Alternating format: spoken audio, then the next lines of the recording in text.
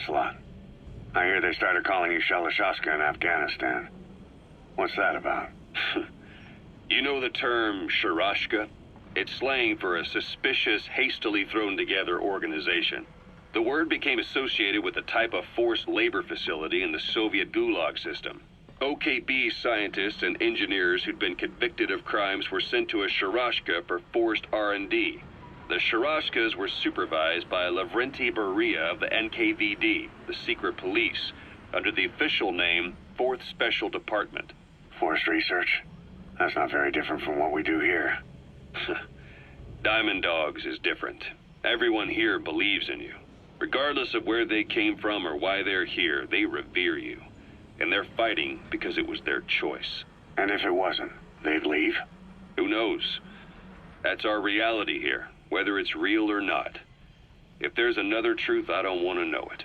All that matters is that's the concept that's taken shape in their heads. The traces of a group ideology, our superstructure, to put it in Marxist terms. All right.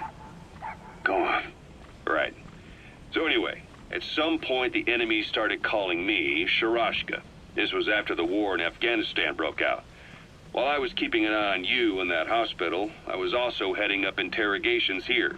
The men I broke gave up their comrades and families, everything they wanted to protect them most. No real cause for it. I just let myself get caught up in the old Russian pride. And suddenly I received the honor of becoming Special Interrogation Advisor to the forced labor camps. But the more men I interrogated, the more people saw me as just that, the interrogator. It helped cover my real objective of keeping you safe. You went that far for me? Far enough to keep you alive. I ended up being pretty well known among the Afghan guerrillas. Some of them would have seen me on the battlefield.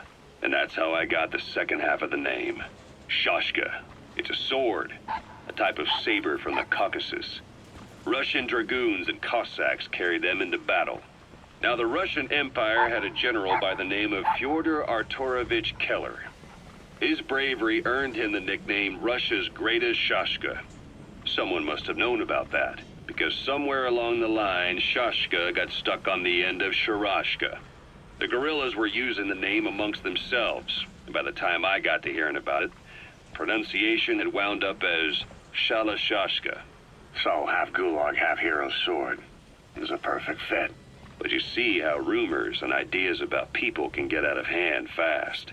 Once you create a character and put it out there in public mind, it warps and twists with every baseless rumor.